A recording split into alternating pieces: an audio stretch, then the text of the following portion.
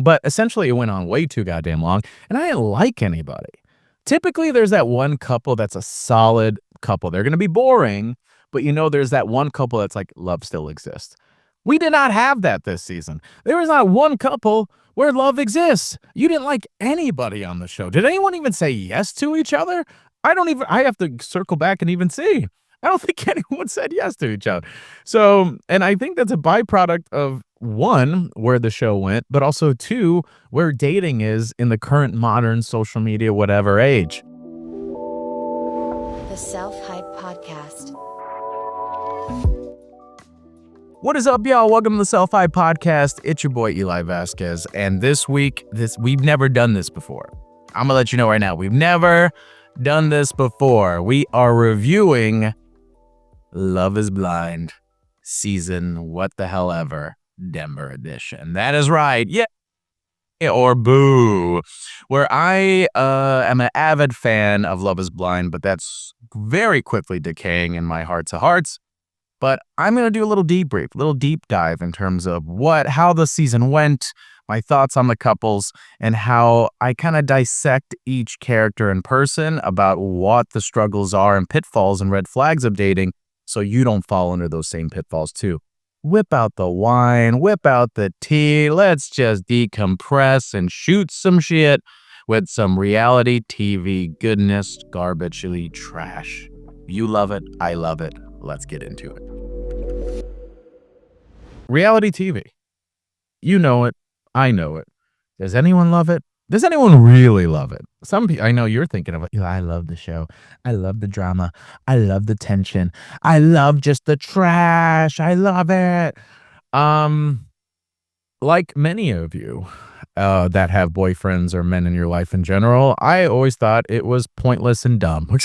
I'm like, I would watch it when exes would watch it and be so infuriated. And I'm like, this is the most stupidest thing I've ever seen on TV.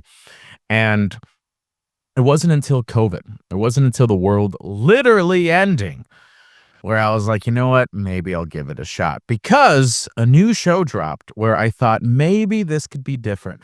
Maybe this show could change the game and truly hit on something genuine, authentic, and real. And that show was Love is Blind. That is right. Love is Blind. I'm like, ooh, I like this. What are we going to get? Are we going to get people that are not stereotypical the normal weight? Are we going to get people that aren't the stereotypical beauty standard? Are we going to get people that might have certain disabilities that has stopped them in certain ventures to date because of how people judge how they look or how they approach themselves or how they walk or talk or whatever? This could be the very thing that opens up the very thought process of the human experience and curiosity of genuine, authentic connection. And we got a bunch of hot ass people that want to be online. Okay, then that's what it was.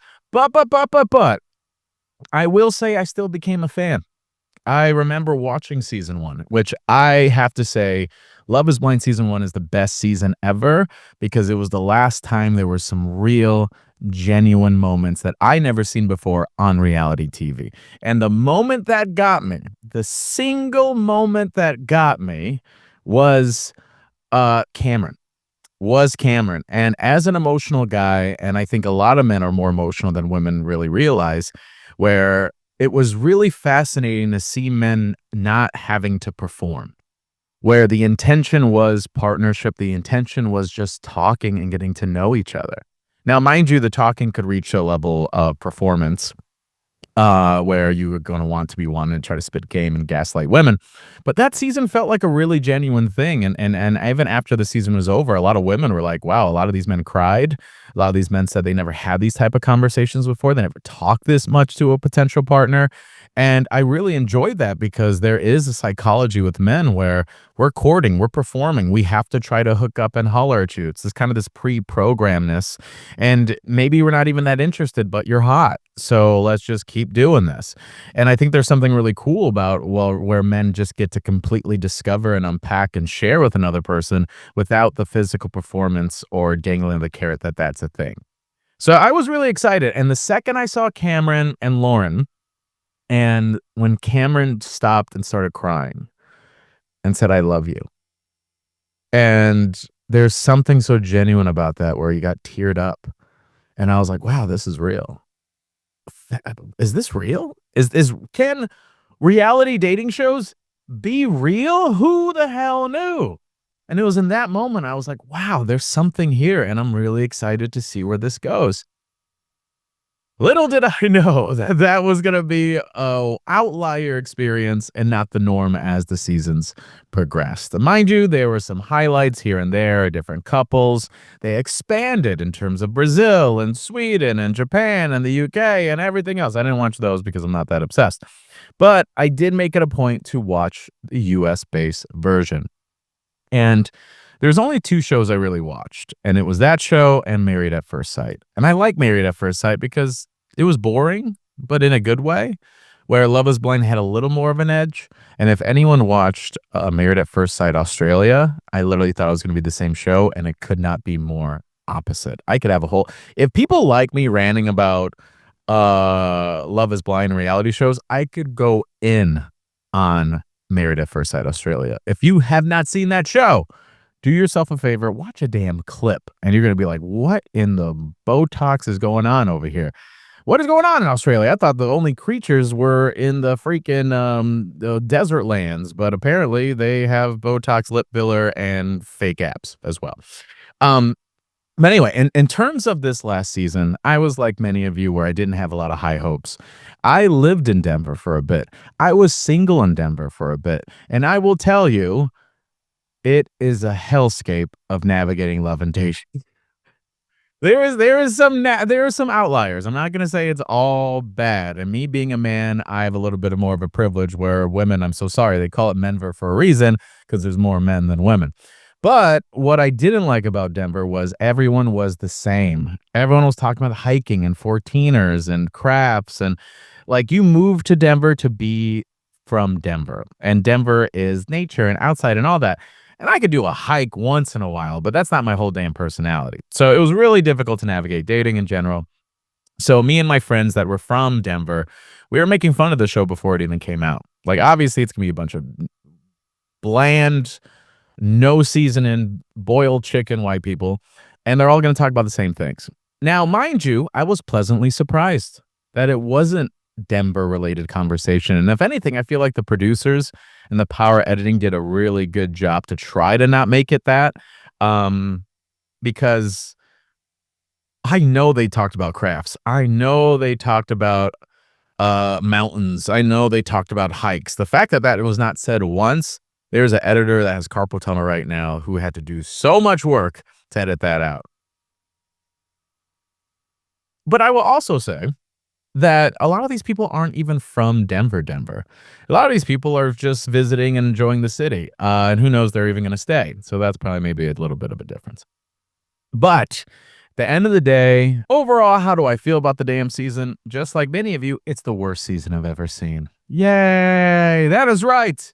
The worst season I have ever seen. Unfortunately, this show has turned into so many other shows where there's an original intention and then the greed and need of human beings ends up filtering it out. But I'm not only going to rant about the fact that obviously people were here to be on TV. Obviously, people are here just to get a brand going so they could sell yoga Pilates classes.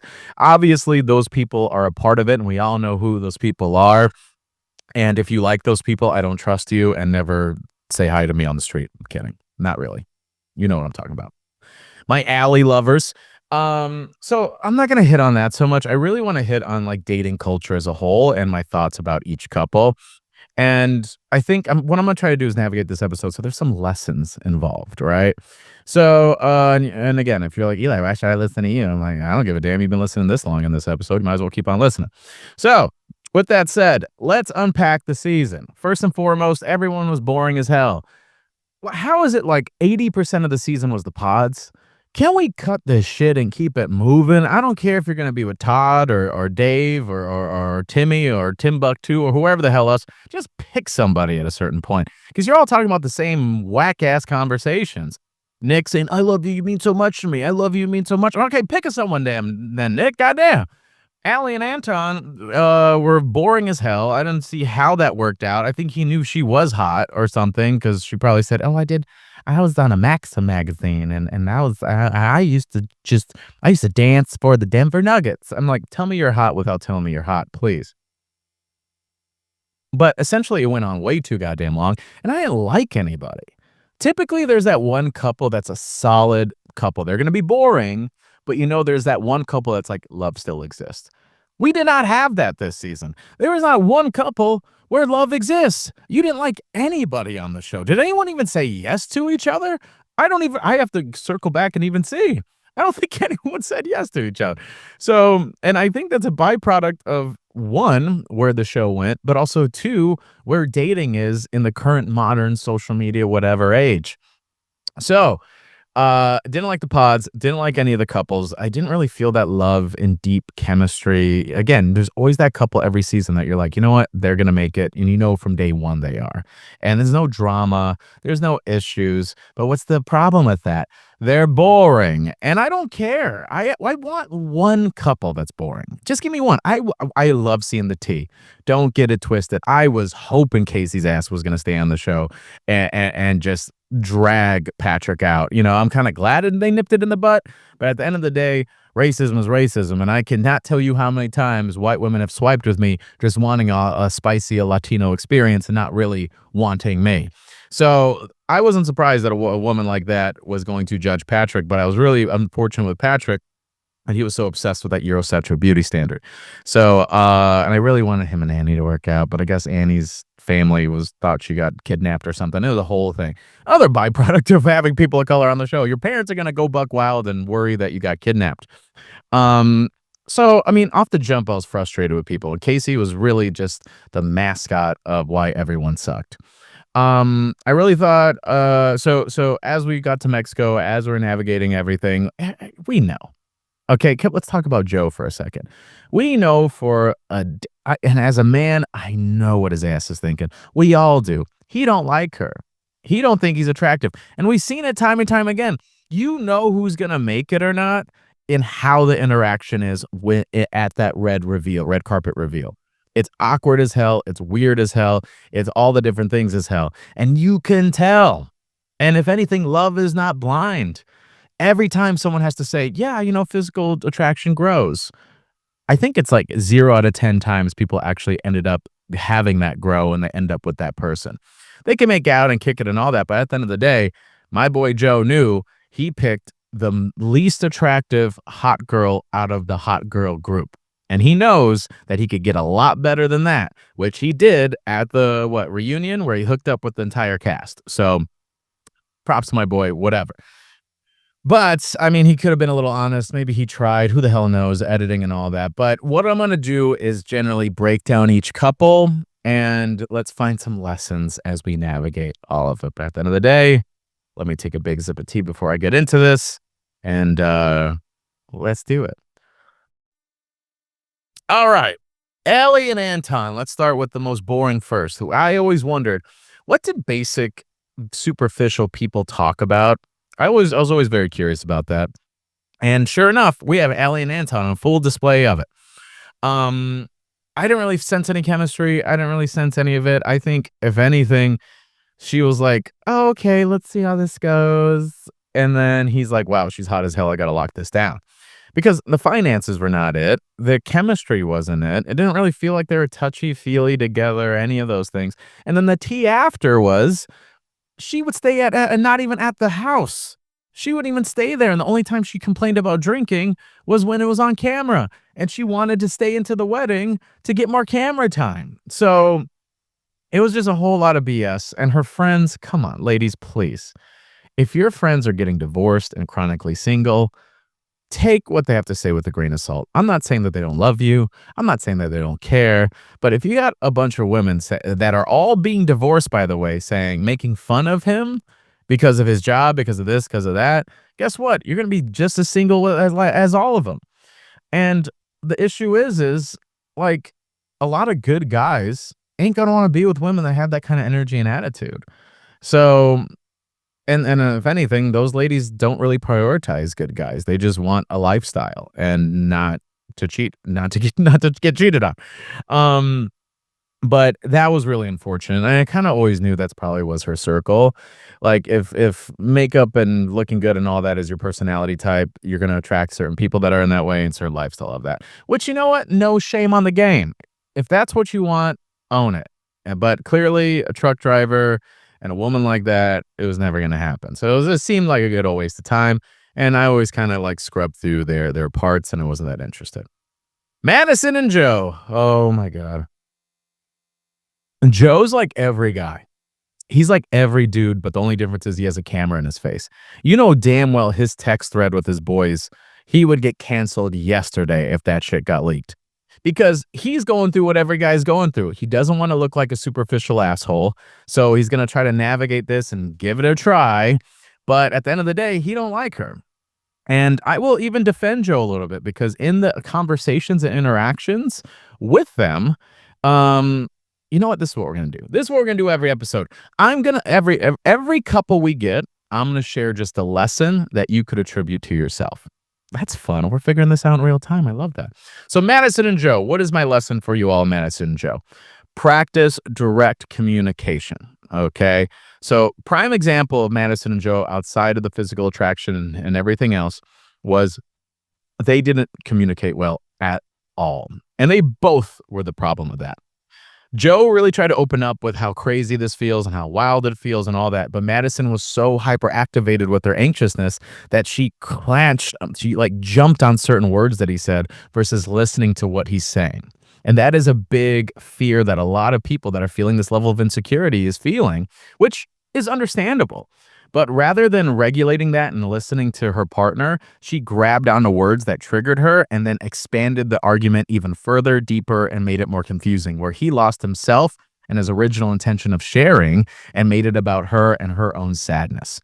And that is dysfunctional talking. Because even Joe was like, yo, I guess I'll never share again. I guess I'll never talk again. And that's how you shut a man down. And he could only deal with that for so long. Anyone could only deal with that for so long. Because even if I say, hey, babe, I'm really sad at dinner because you're on your phone a lot and it made me feel like really distant from you. And you say distant. Why do you say distant? What does distant mean?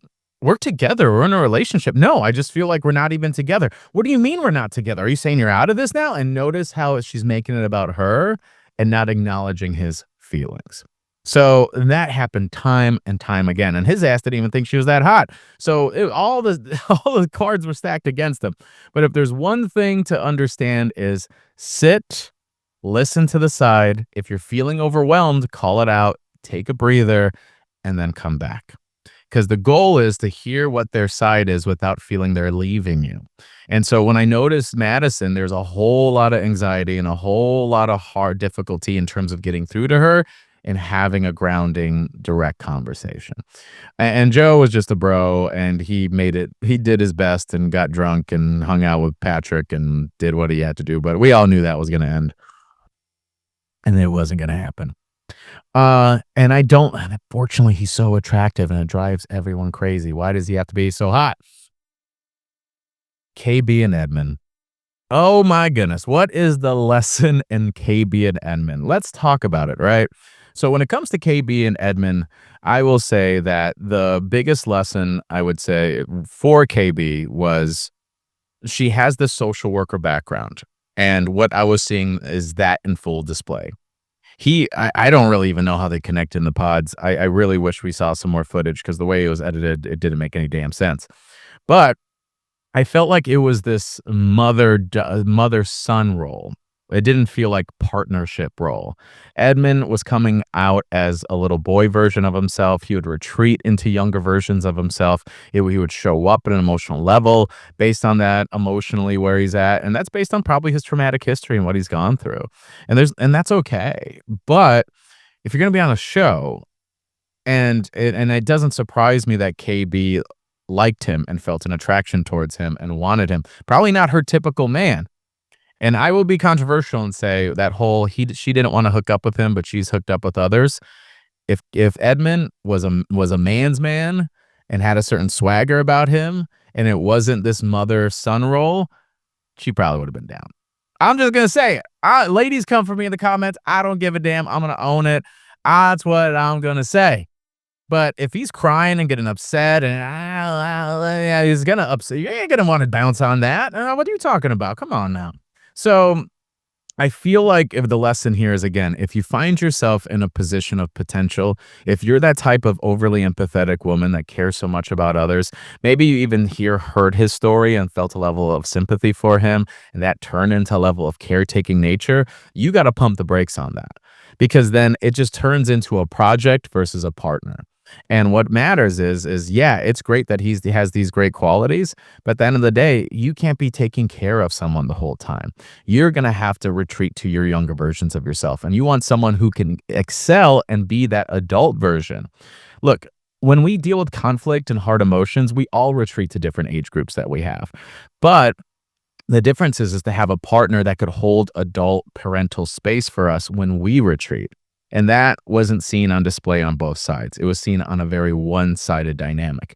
So it doesn't surprise me that it didn't work out. It doesn't surprise me that it wasn't a thing. I was just more so surprised that it lasted this long. So that's my 2 cents with KB and Edmund. Um, Annie and Nick. Oh my God. Oh, Annie and Nick. Oh god. Okay, I didn't like Nick. I never liked Nick, but I ended up liking Nick. Nick surprised me, and mind you, I'm not gonna go out and pound some brewskis with Nick. I'm not gonna go hang out in his nice little, red car and drive around the mountains and hate on people that love the same sex. But Nick in the pods was very I could see why nobody liked him. He just has that energy, kind of schmarmy, little like uppity, whatever. And then, good Lord, Annie. Oh my God. What? Okay, we all know about the hair thing. I'm not talking about the hair. Not talking about that. But I will say, out of the dynamic, based on all the qualities that I saw in Nick, I'm team Nick at the end of the day. Annie got drunk a lot. And unfortunately, Nick was really ready to settle down. He was really ready to build that life. And he's a conservative man. He is not out in these streets and getting turned and getting nasty with it and doing all this stuff. And he tried again and again and again to try to be very direct in terms of communication. So the most frustrating thing for any partner is to go above and beyond for a person in moments, and then all of that meaning nothing a second later. So, and it makes you feel really unstable to see that is she even more secure? Does he have a solid foundation with herself, a solid foundation with her emotions and me? Because if I'm going to give her my whole world, but within one drunken emotional evening, none of it matters and I don't love her anymore, that's really scary because I'm putting myself out there. I'm putting myself on a limb. I'm taking chances and all this. He came to her work and helped build out her hair salon. And the second she drinks, you don't love me. You don't want me. You don't. That's like little girl stuff. Like Nick is ready to be with a woman. And he has a God-fearing background, so he has conservative values. He wants those conservative beliefs and that conservative lifestyle, which is not getting turnt and nasty with it and being like, yeah, you don't care about, you don't want me. The worst thing you could do as a woman is get drunk and be mean to your man who has done nothing to be mean for. The fact that they just met and he didn't do anything in terms of anything ratchet, but every time she got drunk, it was a landmine of him potentially being in the wrong or something.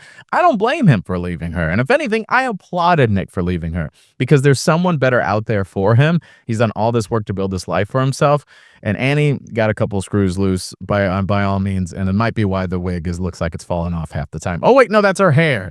But either way, that's my 2 cents with them. I think you got to really understand, where you're at emotionally. And if you're not self-aware of that, that's a really scary place to be. And I think the big fear is, am I dating a person or am I dating their emotions? And that is a really scary place because based on their feeling, it creates facts and a narrative, and that could be really emotionally exhausting for a partner. So, Team Nick, wouldn't hang out with him, but I'm Team Nick. Okay, Sparkle, Megan, and Jordan. I'm having fun with this. This is fantastic. Let's see. I hate the Sparkle Megan thing. So terrible and awful. Yeah, literally everyone broke up. Jesus Christ. We are cooked. Megan and Jordan. So Megan and Jordan, I like Jordan. I like them both, actually. I thought, "Oh, you know what? She's taking a chance." I fell for it in the very beginning. I was like, "Maybe these lifestyles are gonna work out. Maybe it's gonna be a good balance. Maybe she is actually ready." But no. And this is where, I think Jordan was probably the most put together one out of everybody in this show, and I feel bad for him. And if anything, I challenge him a little bit because, I mean, my thoughts are you shouldn't if you have kids, don't do the show. It's really unfair to the children. It's unfair to the baby mama. It's unfair to a lot of different people because you don't know this person. And it takes a long time to build a level of trust and to see how this person is going to be as a mother. And they potentially could have got married and she would have been the worst stepmother ever because she couldn't go to Milan and party and da da da da da, which is fine. I'm not saying she has to subscribe to this lifestyle, but my worry is this type of woman, and a lot of people end up stuck in this, where they create narratives and stories in their head where this could be cute, this could be fun, this could be that, and it shows that, oh, you're not mature at all. You don't truly understand this level of that your decision of just a fun, cute storyline because your dad died over the similar thing of Luca or his son or whatever. Like, that'll be cute. Oh my God, what could you imagine? And then we're settling down, and then we're doing this, and then we're doing that. You're creating a damn narrative. And the fact that in real time you couldn't properly see that this didn't fit your lifestyle, and it took you having this much footage and this much conversations. And Jordan was direct from the jump. Day one, he said, "Listen, I have a son. Listen, I work a lot. Listen, this is my lifestyle." He said it time and time again. Yo, can you do this? Yeah, yeah, yes, yes, yeah, yeah, totally, totally. In one conversation with her girlfriends, back to Allie. Oh, I can't do this anymore. Oh, I don't want to sacrifice this anymore. Oh, it didn't work. Oh, yeah. Cut this shit. You know, damn well you're a type of person that's going to just be a toilet bowl turd that's going to end up with the Jeff Bezos of your dreams. And oh my God, she ended up with the Jeff Bezos guy. Bald headed, older, with a shit ton of money. And you know what she said in her interview after the show? Oh God, motherhood. If I have one tip for motherhood, find a night nanny.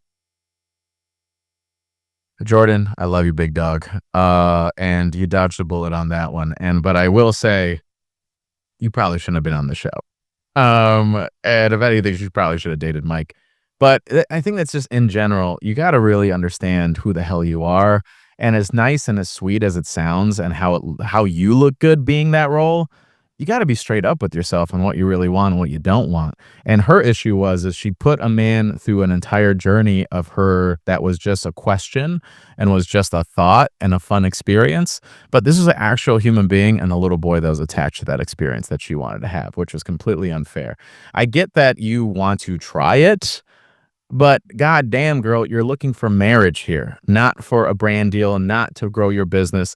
And let's cut the BS. There's probably a snippet of that as well. So, and Patrick and Casey, I'm not even going to talk about that. Casey just didn't want to look racist, even though she is. But yet she wanted TV screen time and tried her best, but she knew she couldn't do it because she was just going to come off racist. So that's my 2 cents. And Patrick won me over towards the end. His TikTok's doing pretty well, and he's pretty self-aware. So, but I also said, Patrick, you can't for sure your way into a relationship. He's like, for sure, yeah, totally, for sure. That man had no damn personality whatsoever. I'm like, God damn, Jesus Christ. Oh, and people always ask, Eli, you should do the show. You should do the show. You should do the show. Hail to the hail. No, I ain't going to do the show. Could you imagine? I would be annoyed by everybody. And then also, all y'all will be dragging me on social media and be like, oh, he's on BuzzFeed and he's this and he's that and he's supposed to be this perfect guy. And hail to the hail. No, I'm good. But with that said, am I going to watch season 10? Of course I am. It's a good escapism. It's good fun. But I will say, at the end of the day, look at these relationships as a space of self-reflection for yourself. Look at these relationships not to piss you off and not, mind you, I was pissed off the whole time ranting about this, but keep it at the end of the show. There's always some lessons and always some self-reflections that we could see. If we're going to talk about personal development in the love and dating space, see this show, see the flaws of these human beings and say, where can I challenge myself? Where can I see myself in these people? And what is the type of person that I need to look out for based on what they're showing on this show? And the reality is, we're all doing the best we can. We all grew up in very different ways, parents, nature, nurture, everything in between. And it is a process to find your person, and not everyone is as lucky to be Cameron and Lauren. Uh, and the reality is the consistency of just self-discovery in yourself and the consistency of knowing what life is really all about. And also, don't get so pissed off over these shows. It could really bring you down. But in reality, I worked in TV production. They're primarily looking for people that suck. And that's the reality of it. And they're going to try to save face because they're going to want to keep a brand and not look shitty and get dragged in their comments. And that's the reality of it. And we're going to keep enjoying it and keep watching it. But at the end of the day, thank you for hearing me rant. And maybe we'll talk season 10 or another show if you guys like this. But go forth and prosper, you sexy, beautiful thing, you.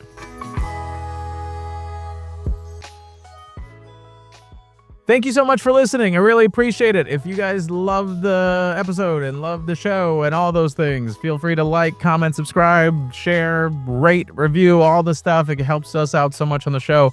And also, we hit 100,000 downloads. Thank you all so much for listening and being a part of this. The comments, the DMs I get from all of you from just saying how much this episode, this show helps you and it helps you heal and process and break up and all that. It means so much to me. So thank you for listening. Thank you for being a part of this community. If you want exclusive clips, exclusive interviews of coaches and therapists that I talk to, as well as jumping on joining my coaching community, my masterclasses, link in the show notes. It's called the Inner Circle. You're going to get all the goodies and more, and where you take my program, how to get into secure attachment style and navigate dating regulated like a boss and never end up with an F-boy again. So you can check that out. Tons of goodies. And yeah, if you want to hear me rant about more shows, let me know. All right. Peace. The Self Hype Podcast.